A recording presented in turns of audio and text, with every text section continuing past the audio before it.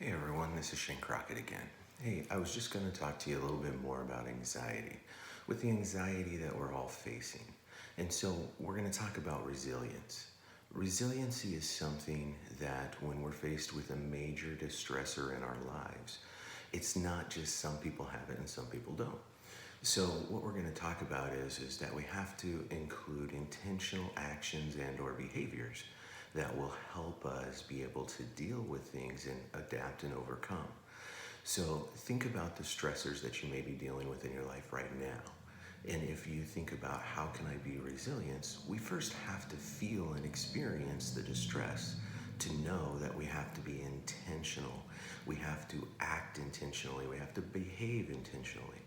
And so one of the things that I think would be a good thing if I can encourage people to practice is when you're thinking about positive affirmations, things you're grateful for, these are also going to help improve your self-confidence.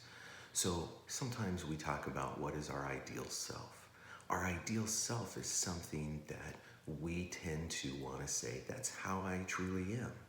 So when you're thinking about your ideal self, think about true and genuine positive affirmations. Once you come up with, like, say, a list of 3, is then define those positive affirmations, and then also focus on what are you grateful for, and then ask yourself, why are you grateful? When talking about resiliency and anxiety, is we tend to focus on what we can't control.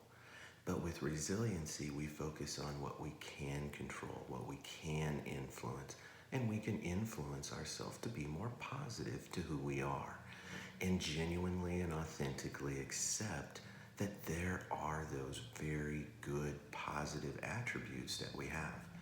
This will improve our resiliency on any disaster, catastrophe, trauma that we may be facing.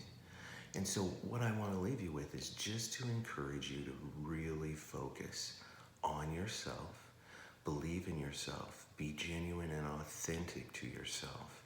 And when you start to feel anxious, is then remember that the higher level of self-confidence that you can promote to yourself, you're going to promote that to other people.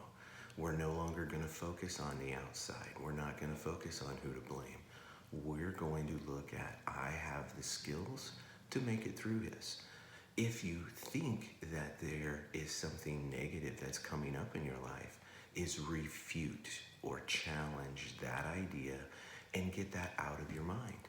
So I will talk to you again later. Thank you.